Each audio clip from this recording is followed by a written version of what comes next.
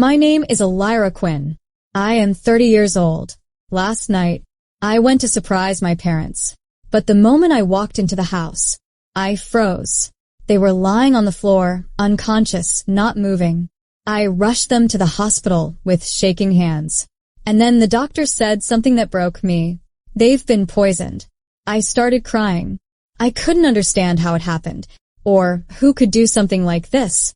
Nothing made sense. But 1 week later, what my husband discovered made my heart feel like it stopped beating.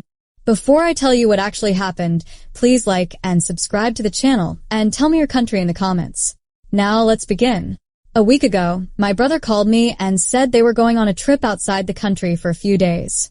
Before hanging up, he told me, "Mom and Dad will be alone, just visit them when you're free." Everything sounded normal, and that's why I decided to go and surprise my parents. It had been a long time since I visited. Life had gotten busy and I kept delaying it, but that day I finally decided no more excuses. I wanted to see them, sit with them, talk like before. The house looked quiet when I arrived, too quiet. Usually my mother would have the TV on or my father would be outside watering the plants, but that day nothing. I pushed the door open slowly. "Mom," I called out. No answer. "Dad." Still nothing. A strange feeling crept into my chest. Something wasn't right. I stepped inside, and then I saw them. Both of them were lying on the floor, completely still, not moving. For a second, my mind went blank.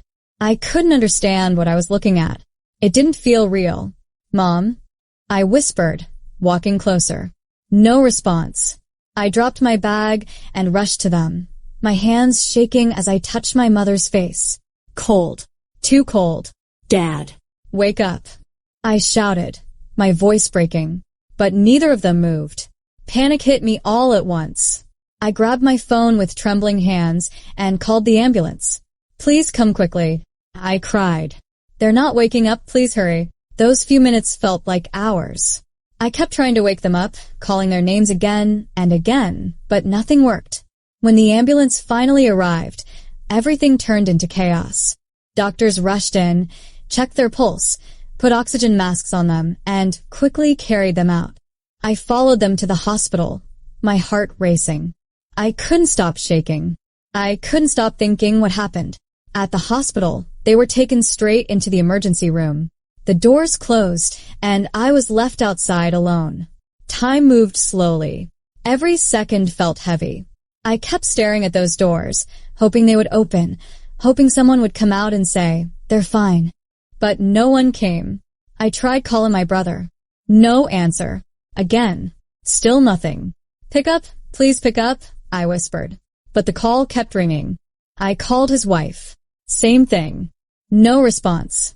My mind started racing. Where are they? Why aren't they answering? After some time, our relatives started arriving. I had called one of them earlier, and they came quickly after hearing what happened. "What happened?" one of them asked. "I don't know," I said, my voice shaking. "I just found them like that." Another relative spoke. "Your brother left for a trip last week, right?" I nodded. "Yes, he's been gone for days." They looked at each other, concern growing on their faces. Hours passed. Finally, the doctor came out. I rushed toward him. "How are they?" I asked quickly. "Are they okay?" The doctor's expression was serious. "They are alive," he said, "but their condition is critical." My heart dropped. "What happened to them?" I asked. He looked at me for a second, then said, "They've been poisoned." The words hit me like a shock. "Poisoned?" I repeated. I felt my legs weaken. "Are you sure?" I asked. He nodded. "Yes. We're doing everything we can, but the situation is very serious." Tears filled my eyes. I couldn't believe it. Poisoned? Who would do something like this? And how? There was no break-in, no robbery. Nothing was missing. Then how? I stepped back slowly, my mind spinning. Nothing made sense. Nothing at all. Behind me, my relatives were whispering, "This is serious. Who could do this? Why would anyone do such a thing?" I didn't have answers. I just stood there, frozen. I tried calling my brother again. Still no answer. The more I tried, the more uneasy I felt. Something was wrong. Very wrong. That night, I didn't leave the hospital. I couldn't. I stayed outside the room, waiting, praying, hoping. Every time a doctor walked by, my heart would race. Every sound made me nervous. I kept thinking about that moment when I opened the door, when I saw them lying there. It didn't feel like an accident. It didn't feel random. It felt like someone had planned this. But who? And why? As the night got deeper, one thought kept repeating in my mind. If they were poisoned, then someone gave it to them. And whoever did it was someone they trusted. I looked at my phone again. Still no call. No message. No response. My brother was still not answering. And for the first time, a strange fear started growing inside me. Not just fear for my parents, but fear of the truth. Because deep down, I felt like this wasn't over. Not even close. The night felt endless. I didn't sleep. I just sat outside the hospital room, waiting and praying. Early the next morning, my phone finally rang. It was my brother. I picked up immediately. "Where are you?" I said, my voice shaking. "Why weren't you answering?" "Mom and Dad are in the hospital." There was a pause. Then his voice came, confused and worried. "What? What happened?" "They're unconscious," I said, trying not to cry. "The doctors said they've been poisoned." "What?" he said loudly. "That's not possible." Within a few hours, he and his wife reached the hospital. They rushed inside, clearly panicked. His face looked tense, and his wife's eyes were already filled with tears. "What happened?" he asked quickly. How did this happen?" "I don't know," I said. "I just found them like that." His wife covered her mouth. "Oh my God, who would do something like this?" she whispered. We all stood there in shock. No one had answers. The doctors didn't allow us to stay long near them. They were still in critical condition, machines surrounding them. My brother stood quietly, looking at them. "They were fine when we left," he said softly. "When did you last talk to them?" I asked. "A few days ago," he replied. They sounded completely normal. His wife nodded slowly, agreeing that everything seemed okay. Later that day, the police arrived and started asking questions. "Who lives in the house?" one officer asked. "My parents," I said. My brother and his wife also lived there, but they were on a trip. The officer wrote it down. "And there was no sign of forced entry?" "No," I answered. He looked around at all of us. "We are treating this as a poisoning case. We will investigate everything." The word poisoning still didn't feel real. They asked my brother about the trip. "When did you leave?" they asked. "About a week ago," he said. "We were out of the country." "Do you have travel records?" "Yes," he replied. "I can show everything." He sounded calm and cooperative. After some time, the officers left, and the hospital felt quieter again, but inside everything felt heavy. Days started passing slowly, each one longer than the last. My parents were still in critical condition, and doctors were trying everything. I stayed at the hospital most of the time, and my brother and his wife were there too. Sometimes we sat together in silence. Sometimes we talked about small things, just to distract ourselves. "This doesn't make sense," my brother said one evening. "Why would anyone do this?" I shook my head. "I don't know."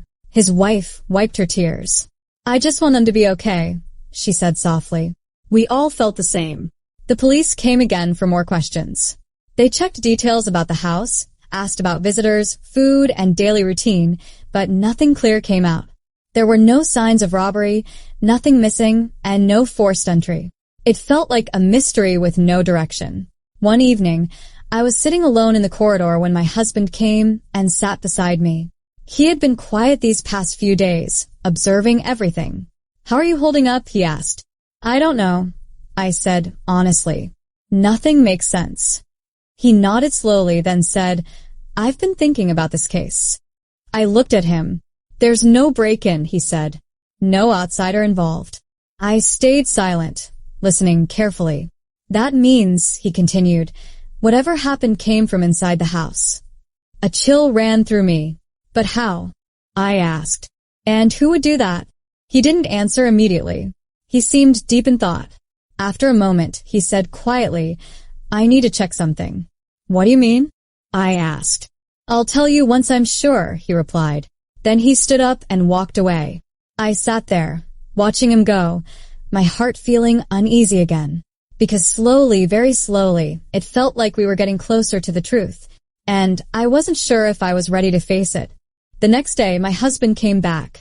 The moment I saw his face, I knew something was different. He looked serious, quiet, focused. "Did you find something?" I asked, my voice slightly shaking. He didn't answer immediately. For a second, he just looked at me like he was thinking how to say it. Then he nodded slowly. "The medical reports came," he said. My heart started beating faster. "What do they say?" I asked quickly. He took a deep breath. "This wasn't a one-time poisoning," he said. "It didn't happen suddenly." I froze. "It's a slow-acting poison," he continued. "It was entering their bodies little by little over several days." I felt a cold chill run through my entire body. "That means," I whispered. He looked straight into my eyes. "Someone was giving it to them regularly." My hands started shaking. "But how?" I asked. "They don't eat outside food. They don't trust strangers. They don't even let anyone into the house easily." "That's exactly why I started checking everything," he said calmly. "Their daily routine, what they eat every day, what never changes." He paused for a moment, then said, "And I found something." We drove to my parents' house. The silence in the car felt heavy, and my mind was racing with questions. The moment we entered the house, my chest tightened again. Everything looked the same, clean, normal, peaceful, but now it felt different. My husband walked straight to the kitchen without hesitation. He opened the cabinet slowly and took out a jar, pickle. He turned toward me. "They ate this every day, right?" he asked. I nodded slowly. "Yes, every morning." My heartbeat was getting faster. He took out his phone. "There's something you need to see," he said. I felt my fingers go cold. He opened a video. "Your parents had hidden cameras in the house," he said. "For safety, they installed them quietly." I held my breath as the video started playing. The kitchen appeared on the screen, the same kitchen, but from days ago. And then I saw them. My brother and his wife were standing there like everything was normal, talking casually. For a moment, I felt confused. Then slowly, my brother reached for the pickle jar. My heart skipped a beat. He opened it and looked around for a second. Then his wife stepped closer, took out a small packet from her hand, and right there in front of the camera, they poured it into the pickle. My vision blurred. "No," I whispered, my voice barely coming out. They mixed it carefully, closed the jar, placed it back exactly where it was, and then walked away like nothing had happened. The video stopped. For a moment, there was complete silence. I couldn't move, I couldn't speak. It felt like my whole body had stopped responding. This isn't real," I said, my voice trembling. But deep down, I knew it was. "They planned everything," my husband said quietly. "They knew the poison would act slowly, so no one would suspect anything." My tears started falling uncontrollably. "They left for the trip right after," he continued, "to make sure they had a perfect alibi." I covered my mouth, crying. "Why?" I whispered again, my voice breaking completely. My husband's answer came slowly. "Property." That one word felt heavier than everything else. "They knew everything would come to them only if your parents were gone," he said. My legs gave up, and I sat down heavily on the chair. The same brother who called me, who told me to visit our parents, was planning their death. I couldn't accept it. I didn't want to, but the truth was right in front of me. The police were informed immediately. The footage was handed over. The reports confirmed everything, and there was no doubt left. My brother and his wife were arrested. This time there were no tears, no questions, no acting, just silence. Days later, my parents finally regained consciousness. They looked weak, fragile. I sat beside them, holding their hands tightly. "Mom," I whispered softly. She slowly opened her eyes and looked at me. "Who did this?" my father asked in a weak voice. That question broke me again. I tried to hold it in, but I couldn't. Tears started falling as I told them everything, the video, the poison, the truth. At first, they just stared at me like they didn't understand, like their minds refused to accept it. And then it finally hit them. My mother's lips started trembling, and tears rolled down her cheeks slowly. Not loud, not dramatic, but painfully real. My father turned his face away, his eyes filled with tears. "Our own son?" he whispered. That moment felt heavier than anything. It wasn't just pain, it was heartbreak, a kind of pain that stays forever. The case went to court. Everything was presented, the footage, the reports, the truth. There was no way out. And in the end, the judge gave the final verdict. Life imprisonment for attempted murder. The courtroom fell silent. That was the moment everything truly ended, or maybe the moment everything changed forever. 3 months have passed since that day. My parents are alive, but they're not the same. They don't laugh like before, they don't talk much, and sometimes they just sit quietly, lost in their thoughts. They are trying to move forward, trying to forget, and I am trying too. But some memories don't fade. Some wounds never heal. Because sometimes the people you trust the most are the ones who break you the deepest.